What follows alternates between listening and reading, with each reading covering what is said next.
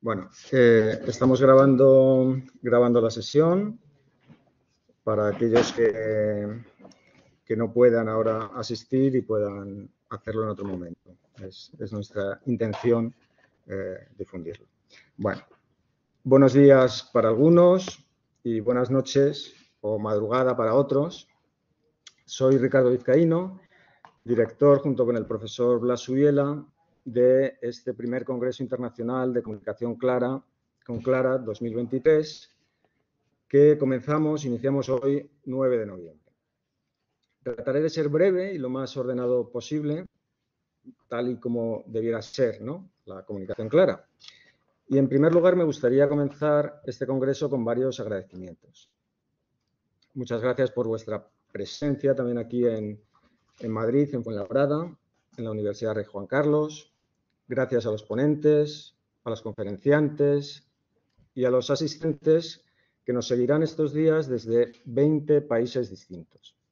Y gracias muy especialmente a los que habéis hecho el esfuerzo de madrugar desde América para estar aquí.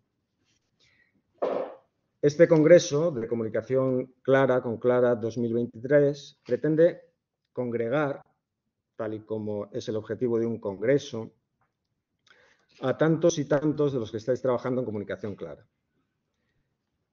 Trabajando a veces, tal vez, sin saberlo y a veces, tal vez, sin visibilizarlo. Comunicación clara es escribir un texto para que el usuario lo entienda. Pero también comunicación clara es diseñar visualmente para que lo que queramos transmitir se haga de una forma sencilla, eficaz y eficiente. Comunicación clara es usabilidad, es experiencia de usuario, es accesibilidad. Y comunicación clara es, como diría Mario Tascón, hacer fácil lo difícil. Porque comunicar con claridad no es sencillo, pero es posible. Y en eso estamos. Así debemos plantearlo, ¿no?, como un reto, como un objetivo nuestro de cada día. Y por eso estamos aquí, por eso nos embarcamos Blas Ubiela y yo mismo en esta pequeña aventura de organizar el primer Congreso Internacional de Comunicación Clara. Una necesidad, bajo nuestra humilde opinión, pero que hasta el momento no se había afrontado desde esta perspectiva de aunar fuerzas entre todos, en ámbitos tan dispares como los que aquí se van a abordar. Y aquí estamos unos meses después de arrancar este proyecto, con la ilusión de que sirva de punto de partida a muchas cosas. Tenemos nosotros mismos en mente muchos proyectos que esperamos poner en marcha poco a poco a lo largo de los próximos meses. Y esperamos que este congreso sirva para compartir ideas, para hacer surgir otras nuevas y, ante todo, pretendemos que sea un punto de encuentro, de colaboración, de hacer nuevos contactos. Pretendemos que con Clara sirva de motor para mover sinergias entre compañeros de muchos países, de temas diversos y de varios continentes. Y no robo mucho más tiempo a mis compañeros, termino con otros agradecimientos. A todos los miembros del comité científico, a su presidente, Manuel Montes, a los moderadores de las mesas redondas y de las comunicaciones, a todo el elenco de la organización que han trabajado en la difusión, en facilitarnos contactos, en la configuración de las mesas. Y muy especialmente agradecer el trabajo de Ariana Gómez, que ha llevado una gran parte del peso de esta organización, y a Noemí Candil, por su apoyo en todas las cuestiones técnicas y no técnicas en las que nos ha ayudado. Y con esto doy paso a Blas Ubiela, codirector del Congreso. Gracias, Ricardo, y gracias a todos los que estáis al otro lado. Yo me sumo a los agradecimientos de Ricardo, como no puede ser de otra manera, Y bueno, pues simplemente quería apuntar que la verdad es que desde la organización pues estamos bastante contentos porque descubrimos que en este mundo nuestro del habla hispana, pues la comunicación clara y el derecho a entender van tomando cuerpo. Estamos convencidos de que esto tiene mucho recorrido, tiene mucho futuro y, entre otras cosas, estamos convencidos porque de todos los ponentes, de todos los participantes del comité científico, del comité organizador, la verdad es que a todas las personas a las que les hemos pedido que colaboren en este congreso, nadie ha dicho que no. Y eso pues es fabuloso y nos da mucha energía. Y eso, pues a pesar de horarios y de otros compromisos muy cercanos en fechas a este congreso de algunos de los ponentes, a los que pues agradecemos mucho que hagan este esfuerzo por estar con nosotros. También pues agradecerle desde aquí humildemente a Mario Tascón pues todo el trabajo que ha hecho por la comunicación clara. Y bueno, pues humildemente quisiéramos dedicarle este congreso a su memoria. Él tendría que estar aquí. Bueno, pues desgraciadamente todos sabemos lo que ocurrió hace poco tiempo y bueno, pues le vamos a echar mucho de menos. Pero precisamente para intentar hacer ese pequeño homenaje a Mario, pues tenemos a dos de sus amigos, colaboradores, compañeros de trabajo, que les voy a pasar la palabra enseguida para no robar tiempo a lo que es realmente importante. Bueno, se trata de Mario Benito y de Rodrigo Sánchez, que han compartido redacción con Mario durante mucho tiempo. Y bueno, pues qué mejor manera de homenajear a Mario Tascón que con el recuerdo de sus compañeros y con una aproximación desde ese ámbito profesional de sus compañeros al lenguaje claro. Así que, por mi parte, nada más. De nuevo, muchas gracias a todos y Mario, Rodrigo, cuando queráis, pues adelante.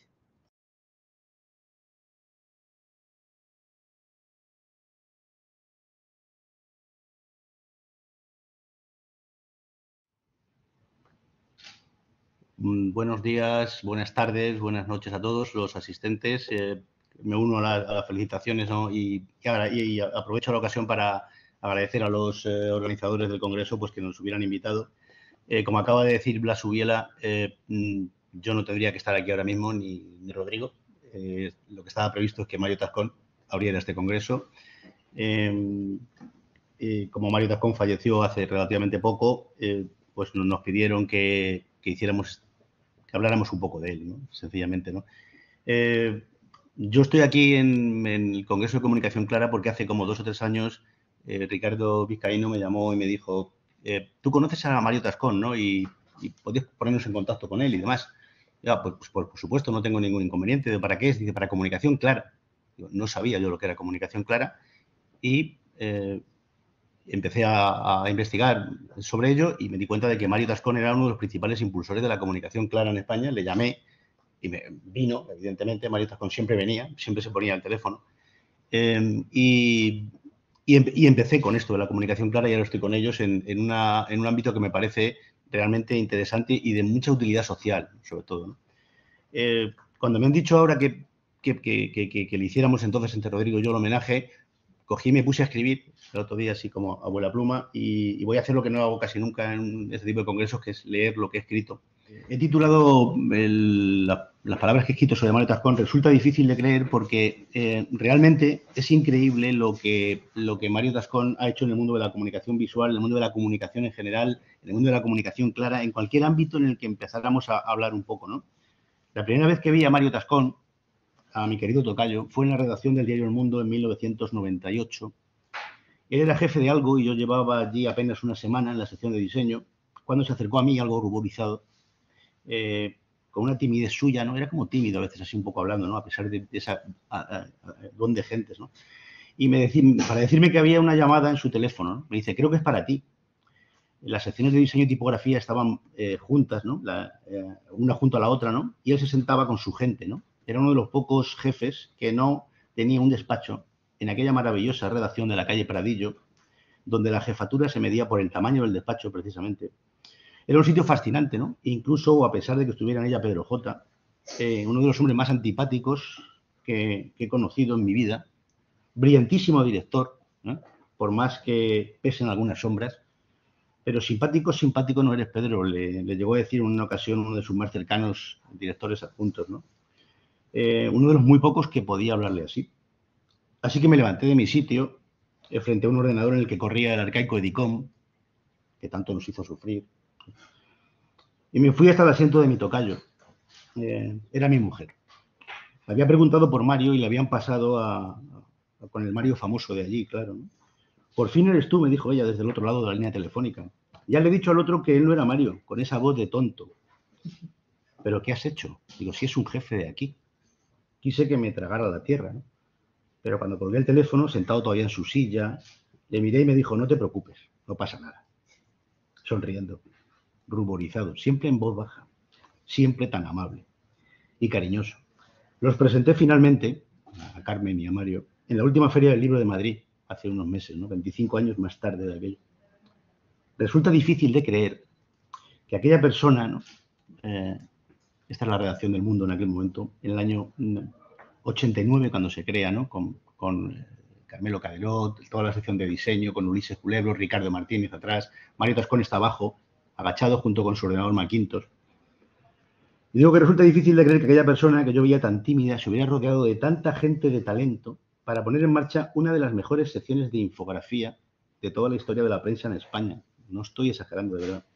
Aquella dirigida desde aquella silla en la que me senté solamente aquella vez. Lo había hecho desde la tecnología. Había llegado a la infografía y al diseño de periódicos con sistemas de autoedición pioneros en España desde la tecnología, como me contó muchos años después. Y lo había hecho antes que casi nadie. Tan increíble como que en aquel año 1998, cuando me llamó mi mujer, estuviera organizando, Mario Tascón, la primera redacción para la edición digital de un medio impreso en lengua castellana, para organizar lo que fue el Mundo.es, que en un plazo muy breve se convertiría en la más vista en nuestro idioma. Fue la primera y la única vez que estuvimos por delante de nuestro eterno rival impreso, que era el diario El País, ¿no? Difícil de creer. Aunque lo que resulta increíble fue todo lo que hizo después, todo lo que hizo a continuación, siempre rodeado de colaboradores y creando equipos de máximo nivel, ¿no? Como si no lo hubiera hecho ya nadie, como si lo que hubiera hecho ya no fuera nada, ¿no? Esta es una de las infografías que hizo él para el crimen de Puerto Urraco. Aquí Mario Tascón fue enviado especial, un infografista enviado una de las primeras veces. Él decía que no era la primera vez. Una de las primeras veces que se envió a un infografista a cubrir un acontecimiento junto con redactores y junto con fotógrafos, ¿no? Pero es que además la fotografía la hizo él, fue una fotografía exclusiva, ¿no? Fue de pura casualidad, pero él hizo la fotografía que se ve en la primera página. Y él hizo las infografías desde allí, como un enviado especial, como un periodista visual, que fue otra de las cosas que hizo Mario Tascón, por teléfono, dictándole a Modesto, que era uno de los que aparecía antes, dictándole por teléfono cómo había que dibujarlo, porque no había manera tecnológica todavía de poder transmitir en una infografía. Y decía que como si no hubiera hecho nada ya, haber creado esta sección de infografía, haber hecho el Mundo.es, pues se sigue avanzando, ¿no? Él volvía una y otra vez a empezar, ¿no? Lo único que permanecía era el uso de la tecnología más avanzada, incluso haciéndolo avanzar más de lo que en principio podía parecer. Decía antes que me lo había contado bastantes años después de habernos conocido, todo esto, y fue apenas hace unos 3 años, en una entrevista para mi tesis doctoral, ¿no? Una deliciosa conversación que junto con la que mantuve con Rodrigo Sánchez, el apartado de diseño que está aquí, con Pedro García Cuartango para los contenidos y con Ulises Culebro para la ilustración, pues son posiblemente lo más interesante de mi tesis doctoral. En esta entrevista me cuenta sus inicios y resulta difícil de creer que la forma de hacer su primer periódico en Ponferrada natal, su Bierzo 7, llamara la atención incluso en Estados Unidos. Tengo además aquí a gente que sabe mucho, a Pedro Pérez Cuadrado o a Jesús del Olmo, que saben cómo fueron estos inicios y en qué años nos movemos, ¿no? Él me lo contaba riéndose cuando me contó todo esto, ¿no? Otra vez algo colorado, ruborizándose, pero estaba disfrutando contándomelo, ¿no? Y nos reímos juntos, ¿no? No había ordenadores Macintosh en aquel momento en los periódicos de Madrid, hasta que llegó el diario El Sol en el año 1990, otra memorable redacción en la Plaza de Colón, en la que, afortunado de mí, también estuve, y también estaba Rodrigo, también estaba Pedro. Pero por muy difícil que resulte de creer, Mario Tascón había llevado ya al Bierzo en 1985 un ordenador Macintosh para maquetar las páginas de su periódico. Y hablo de Madrid, pero no es osado aventurar que podemos catalogarlo como uno de los primeros periódicos del mundo utilizando esta tecnología. En esta entrevista de mi tesis, Mario relata que en uno de los congresos de la SND en Estados Unidos, por aquellas fechas a las que le llevó la gente de la Universidad de Navarra, se vio rodeado incluso por la gente de Apple, ¿no? Además del resto de los que estaban allí, cuando les mostró cómo hacer páginas de un periódico con el software PageMaker en un ordenador Mac. Allí, donde lo inventaron. Llevó la tecnología más allá de donde sus creadores habían imaginado. Es posible que no creyeran lo que estaban viendo en manos de Mario Tascón. Y después del mundo, el país, donde resultó imposible que entendieran a alguien que no iba unos pasos por delante en lo que a Internet se refiere, sino que es que estaba en otra dimensión. Una dimensión que requería una flexibilidad de maniobra que posiblemente fuera imposible en un transatlántico como en el país.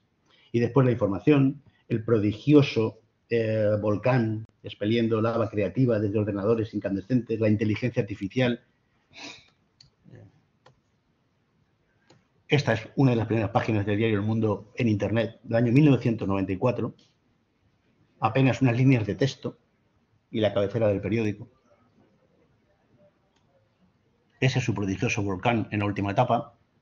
De esa ilustración decimonónica sacó él el nombre para la empresa. Y decía que después de la información y del prodigioso volcán llega la inteligencia artificial y llegan las Naciones Unidas. Es que resulta imposible, inimaginable, muy difícil de creer que una de sus múltiples iniciativas fuera precisamente la de proponer un nuevo objetivo de desarrollo sostenible a las Naciones Unidas, el ODS número 18, referido al derecho a entender, a esto que llamamos comunicación clara. Lo que nos trae aquí, ¿no? Un concepto que, según me contó una de las últimas veces que hablamos por teléfono, acuñó él junto con Estella Montoliu, porque este concepto, como nos explicarán durante todo este congreso, viene del plain language inglés y de otros y de otras iniciativas muy referidas, sobre todo al principio, al lenguaje, pero él lo lleva a la comunicación en su dimensión global, lenguaje y comunicación visual.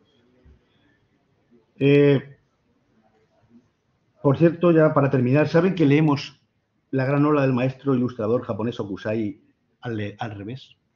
Leemos esta imagen al revés, porque las imágenes se pueden leer. Queremos ver que una granola se abalanza sobre unos pescadores, pero en realidad son los hombres que van en la barca quienes acometen la fuerza del mar, quienes van hacia ella, y no la ola hacia ellos. Porque en Oriente se lee de derecha a izquierda, al contrario que nosotros. Esto me lo enseñó Mario Tascón, maestro de la comunicación visual, en una de sus conferencias en las míticas jornadas de diseño de la Universidad de San Pablo CEU, organizadas por mis muy queridos Pedro Pérez Cuadrado y Laura González Díez. Con la lectura de esta imagen tan poderosa, me enseñó a enseñar mi querido tocayo.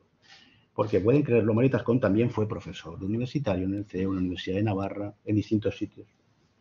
La última vez que le vi en persona fue el 14 de junio de este año, en la presentación de la exposición Fake News, la fábrica de mentiras, en la Fundación Telefónica. Vayan a verla si todavía no han ido y comprueben, incrédulos, el trabajo que había hecho como organizador en esta muestra, que realizó él también. Nos dimos un abrazo al vernos, claro, y me presentó después al fotógrafo Joan Fontcuberta, sobre quien escribí mi primer artículo académico relativo a la postfotografía, que trata precisamente sobre una de las partes más fascinantes de esta exposición sobre la verdad y sobre la mentira. Vayan a verla, de verdad. Todavía están a tiempo porque además se ha prolongado, ¿no? Pues tiene un éxito que merece la exposición. Y comprueben otra cosa más que hacía también Mario Tascón. Y comprueben su nivel de excelencia también en esto. No obstante, y siendo todo esto y mucho más, que me faltaría tiempo y espacio para nombrar, pues sus libros, junto a Mar Abad, junto a sus hermanos, junto a Yolanda Quintana, Aranza Collao, siempre con alguien, ¿no? Pero también escribió libros, ¿no? Siendo todo esto, decía, lo que hizo, ideó e imaginó y puso en marcha realmente asombroso, increíble, lo que más me resulta difícil de creer es que Mario Tascón se haya muerto. Mi querido tocayo, no quiero creerlo, no puedo creerlo. Muchas gracias.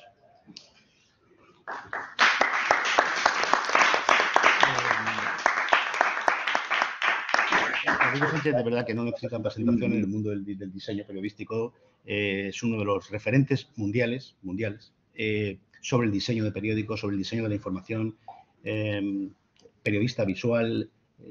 Pues hablábamos de Mario Tascón como periodista visual por Rodrigo Sánchez también, ¿no? Entonces,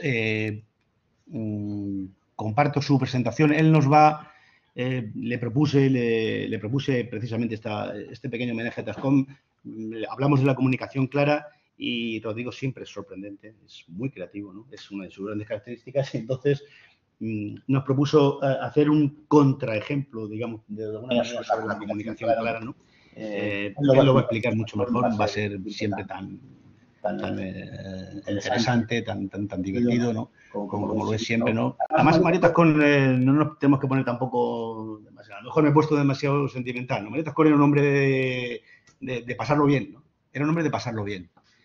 Y además lo decía, ¿no? Hay que divertirse. Y bueno, pues cedo el sitio y la palabra a Rodrigo Sánchez. Muchas gracias, Mario. Bueno, antes de empezar con la anti-jornada de comunicación clara, que es la comunicación nada clara, me gustaría decir algo que normalmente no se suelen decir en los homenajes a los fallecidos. En este caso, tenía muy buena relación con Mario, pero lo que a lo mejor nadie ha dicho es que Mario lo que era un cabrón. Él era un cabrón porque anticipaba todo lo que ahora estamos hablando, todo lo que estamos viendo, todo lo que estamos diciendo. Él ya lo sabía probablemente hace pues mira, yo creo que hace más de 30 años. De hecho, yo lo conocí en una conferencia como esta, hace 33 años, en un aula gigantesca de la que fue mi universidad, que fue la Universidad Complutense. Lo organizaba una asociación estudiantil que se llamaba Audi y que en aquellos momentos yo creí que Audi era una marca de un coche y ellos me dijeron que no, que eran súper guays y que lo organizaban muy bien. Entonces, y yo era la primera conferencia que daba, estábamos hablando de 1990, 1991. Era el jefe de diseño del suplemento dominical del Sol. Y me convocaron porque, bueno, estábamos haciendo páginas bastante interesantes. Me dijeron que también iba a ir un tal Mario Tascón, que no sé si le conocía, pero que estaba en un periódico nuevo que se llamaba El Mundo. Y yo les pregunté en mi inocencia, ¿y tengo que llevar algo? Que es que no sé, nunca he hecho esto. ¿Qué tengo que decir? No, tú vienes allí, nos cuentas tu historia y vas a quedar fenomenal y tal. Y digo, vale, pues venga. Fui allí con María, mi mujer. No sé si estábamos casados ya o estábamos a punto. Llegué, estaba Mario y Tascón allí sentado en el atril, en el de adelante con la pantalla, todo muy bien, y yo pues un poco acojonado, claro. Y empieza Mario. Y yo no llevaba nada. Y Mario se pone, y el muy cabrón tenía todo lo de Puerto Urraco, diapositiva a diapositiva, todo lo que había hecho, las fotos que había organizado, cómo le habían convocado, cómo se había hecho. Yo creo que llevó hasta el billete de autobús en el que se fue hasta allí. O sea, nos dejó a todos boquiabiertos. O sea, no sabía primero que esa profesión existía con esa intensidad. Que un infografista, que es una cosa más o menos venida a lo menos que puedes estar en un periódico en aquella época, que podía ser por este orden maquetador, infografista, fotógrafo y poco más. Sí, le pudieran mandar de enviado especial a cubrir una noticia que en ese momento era lo más gordo que había pasado en España, yo creo que desde la Guerra Civil. Con lo cual, cuando me tocó a mí, me sentí muy pequeño y casi tartamudeando, pues no sé si llegué a decir 2 o 3 cosas. El caso es que ese momento se me quedó grabado en mi vida profesional como diciendo, jamás daré una conferencia como la de aquella que compartí con Mario Tascón por lo ridículo. El muy cabrón me dejó ya en aquella época, me dejó en bragas. Y no fue la última vez. Y a partir de ahí, de esa anécdota, luego conseguimos trabajar juntos, trabajamos durante mucho tiempo, nos hicimos bastante amigos y bueno, pues yo creo que no nos ha ido mal a los dos, a él le ha ido bastante mejor y de él hemos aprendido mucho y sobre todo yo. Y me gustaría hacer esta conferencia, obviamente en su honor y sobre todo haciendo lo contrario de lo que él preconizaba, que era la comunicación clara. Hacerlo sencillo, hacerlo sencillo, hacerlo complicado sencillo. Yo lo que he querido es hacer justo, hacer complicado lo sencillo. Porque creo que a veces la complicación en el diseño gráfico aporta un valor no comunicativo, pero sí muy expresivo y muy emocional. El hecho de que las cosas no se lean fácilmente implica un esfuerzo por parte del espectador, del lector, que hace que se meta en el juego de comunicación, en el que intervenga. Es como un guiño permanente a este lector, a este espectador, convertirle en algo que él se sienta inteligente, que se sienta interesante, que se sienta importante, y es dar ese valor que muchas veces no lo damos. Para hacer las cosas sencillas siempre he pensado, ya están todos los demás. Yo no me voy a clasificar en el mundo de lo sencillo, sino en el mundo de lo complejo. Para eso está Tascón, claro, y para eso ya me chafó mi primera conferencia. Quiero hacer justo lo contrario. Es decir, mi vida es la comunicación visual, soy periodista, digamos que a la fuerza ahorcan y a la fuerza me hice diseñador gráfico, pero siempre desde el punto de vista de la comunicación. Llevo 30 y casi 40 años en esta profesión, he hecho de todo y desde luego he hecho lo que se tenía que hacer, pero también he hecho lo que no se tenía que hacer. Y en este momento lo que me gustaría es enseñar las cosas que menos se deben hacer y creo que casi ni se deberían hacer. Esto que estáis viendo ahora mismo es la portada de un suplemento literario del periódico El Mundo, La Esfera de Papel. Ya directamente la cabecera del suplemento es bastante complejo de ubicar y de leer. Y quería emular en un tema que era qué es lo que estamos leyendo, qué leemos, qué leíamos, qué leeremos. Hacer un homenaje también a Apollinaire, al gran poeta visual, precursor del dadaísmo, y hacer una portada absolutamente demencial. Aquí falló algo, ¿no? Fallé yo, pero bueno, pero...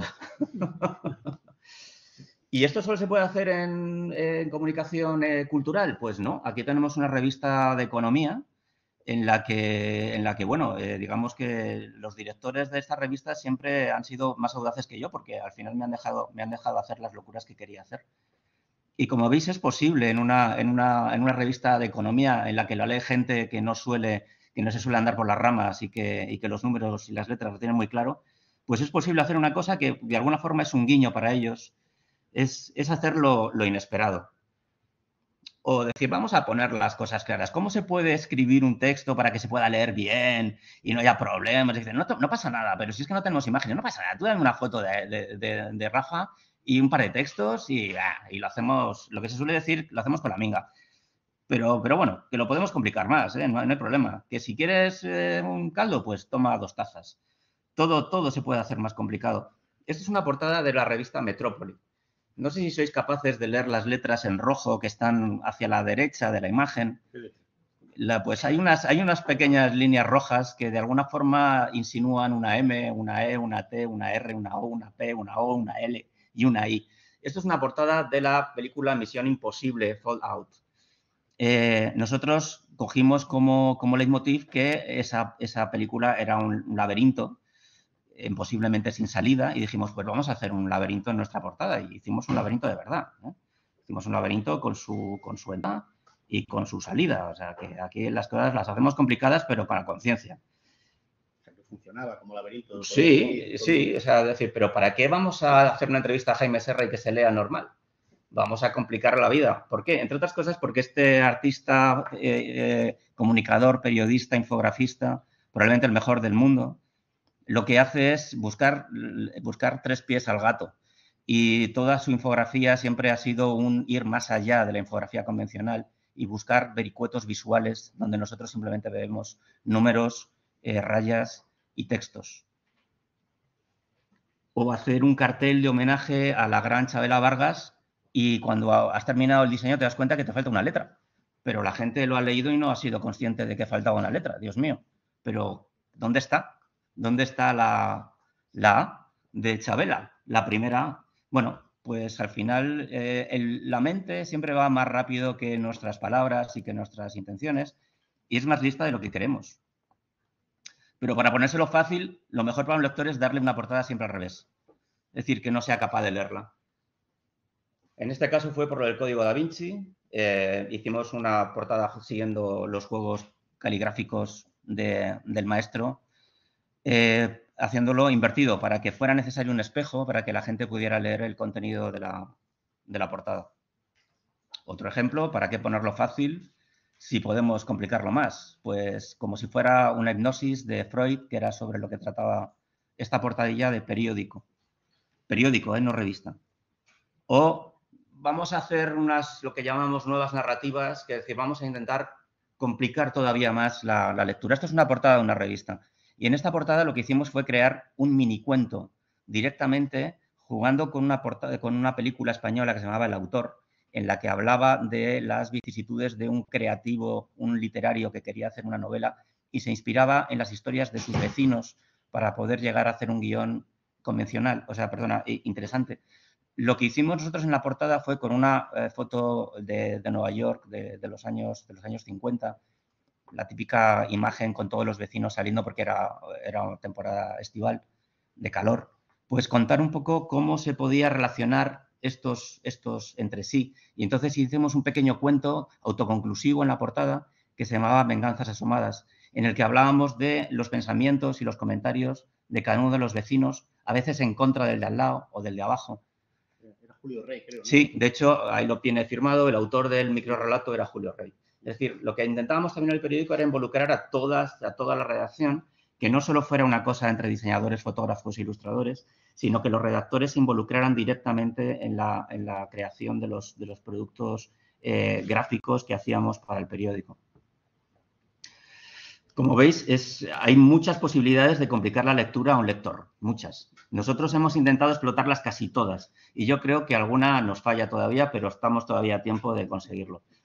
Pero bueno, qué mejor manera de hacer una comunicación clara que hacer una portada para un libro y a la vez romperla, para que el lector pues lo tenga un poco más complicado. Pero romperla de verdad. O sea, y da igual quién escriba, ya puede ser Cervantes o Pedro Simón. O vamos a ir un poco más lejos, vamos a hacer que donde vamos a bailar esta noche se convierta en un baile visual para que el lector lo tenga todavía un poquito más complicado. O, por ejemplo, esta es una portada que encargaron una revista de Holanda, no sé pronunciarlo, creo que se llama Volkskrant o algo así. Pidió a 12 grandes diseñadores, digo grandes diseñadores porque yo estaba metido entre ellos, para que les hicieran una portada sobre creatividad. Esta fue una de mis aportaciones en las cuales cogí la tipografía que tenía la propia cabecera de la revista, Volkskrant, y las torturé de tal forma que con la misma tipografía pudiéramos escribir cualquier cosa. En este caso, Creativity Magazine. Vale, les gustó tanto que me encargaron otra para sustituir a esta, es decir, para no publicarla. Y entonces, pues ya entonces sí, lo que hice fue decir, pues al final la mejor manera de explicar lo que es el diseño es justo el error. Y los errores en nuestro campo, pues al final es hacer una cosa mal, imprimirla, hacer un moñigo de papel y tirarlo a la papelera. Esta es la portada que salió publicada. O bueno, otra vez volvemos a la esfera de papel, que por cierto, teníamos como 22 cabeceras diferentes. Intentábamos repetir lo menos posible. Parecen todas las mismas porque no se lee ninguna, pero en general cada una era diferente. Bien, aquí era un tema sobre el Día de Difuntos, entonces lo que hacíamos era escribir la entradilla y el texto inicial en una línea continua que iba dibujando cruces de cementerio. Esto lo hacíamos directamente en la portada, pero luego continuábamos al interior. Yo, independientemente del tema de comunicación clara o no, yo en esta página siempre me detengo, se la enseño a mis alumnos, me parece de una brillantez, me parece una creatividad sobresaliente. Sí, pero es el ejemplo típico de qué no hacer. Es decir, sí, pero claro, yo creo que lo enseñas para decir, no hagáis esto nunca. Lo típico que hacíamos todos los años, en Halloween, el Día de los Muertos, poníamos la foto del cementerio, poníamos cómo se puede hacer y cómo ilustrar con el propio texto y con el propio texto crear una imagen, ¿no? Me parece de una brillantez. Esto que dices, que de ilustrar con el propio texto que parece algo brillante y magnífico, esto simplemente es una falta absoluta de recursos. Es decir, no teníamos ni dinero, ni tiempo, ni ganas de hacer ninguna ilustración ni nada y decíamos, bueno, al tonto este que tiene un poco de rato libre a ver si se le ocurre algo. Y mira, pues consigues ilustrar por coste cero 3 páginas. Pues venga, tiramos para adelante. Pero al final, esto que estáis viendo es un pequeño reportaje sobre Giacometti. Decía, vamos a ver si podemos tocar un poco más los huevos al editor. Y bueno, pues sí, lo conseguimos. O decir, pues vamos a hacer la comunicación clara. Después del primer bloque, ¿cuál va? Pues el segundo bloque y luego va el tercer bloque. Vamos a intentar quitar las columnas porque es un lugar común en la que todo el mundo lo hace y será porque todo funciona, claro. Es decir, vamos a intentar que no funcione. Esta portada era, bueno, pues los temas muy complicados. En este caso era un tema de ciencia en busca de la supersimetría. Cómo ilustramos una portadilla de la segunda parte del periódico sobre la supersimetría. O sea, ya solo decirlo es un poco raro. Pues al final, ¿cómo lo hicimos? Con una supersimetría. La parte de la derecha es la parte simétrica y deformada de la parte izquierda, que es la cabecera, título y entradilla. Tengo que hacer otro pequeño inciso para hacer notar que muchas de estas páginas son páginas diarias, hechas en el día a día, no son páginas de revista, etcétera, etcétera, que algunas sí lo son, ¿no? Entonces, creo que hay una revolución en la manera de hacer un periódico, que es la última etapa de Rodrigo Sánchez en el diario El Mundo, con páginas diarias, ¿eh? Y evidentemente era la última por algo. Es decir, si terminas haciendo este tipo de páginas en el periódico, lo normal es que sea el final de muchas cosas. Como por ejemplo... Pero como ya dijo nuestro también admirado Ricardo Curtis en alguna ocasión, dice, los periódicos al final se van a morir, si es que se mueren, cuando mejor están hechos. Dijo, sí, la verdad es que... Este es un ejemplo elocuente. Sí, esto es cierto que... También es cierto que estas páginas se han podido hacer porque empezaron a ocurrir muchas cosas, una concatenación de acontecimientos, algunos nefastos y otros afortunados que bueno, pues coincidieron con la salida de Pedro J. del periódico, que hubiera sido imposible hacer estas cosas con él, la llegada de Casimiro, la llegada de Cuartango, mi llegada, la salida de Carmelo, es decir, toda una serie de... Que la empresa dejara de creer a lo mejor en el papel del todo y empezara a volcarse en Internet, te dejara libertad, sí, al y final tuviéramos a una persona con una creatividad excepcional ahí justo en ese momento. Sí, la historia es que al final, digamos que la excepción estaba siendo el papel y no la web. Mientras que al principio la excepción era la web y era lo típico, que nadie lo veía, la web, hay que estar... Hace unos años las cosas cambiaron, la torna se invirtió y al final lo raro era el periódico, el periódico impreso. Hablando de comunicación clara, si nos llega desde la administración de una empresa una nota así, como lo que estamos viendo, no sé si vamos a entender que nos han puesto una multa o la factura de la luz, Blas, no sé, imagínate, ¿no? Bueno, pero tal y como está la política ahora mismo, probablemente esto sea la verdad universal. Es decir, lo puedes interpretar como te salga de los cojones. Es decir, ahí puede haber una amnistía o puede haber cualquier cosa. Esta es la portada de un periódico, perdona, de un libro, y ya acabo con esto, Luces de Bohemia, de Ramón María del Valle Inclán. Esta es la portada que tenía que haber salido, ¿vale? Esta es lo que hubiera hecho normal, pero la cabra tira al monte y al final el callejón del gato pues hace que los espejos deformen, con lo cual le dije, pero tenemos más, ¿eh? O sea, podemos hacer las cosas todavía más complicadas y, bueno, pues al final se quedó una de estas tres porque, bueno, yo creo que con estos ejemplos que he puesto, yo creo que demostramos bastante claro la falta de claridad en la comunicación y como se suele poner en los anuncios de coches y de aviones haciendo cosas arriesgadas, hay que poner el subtítulo de esto lo han hecho profesionales y por favor no lo hagan en casa. Muchas gracias por su atención.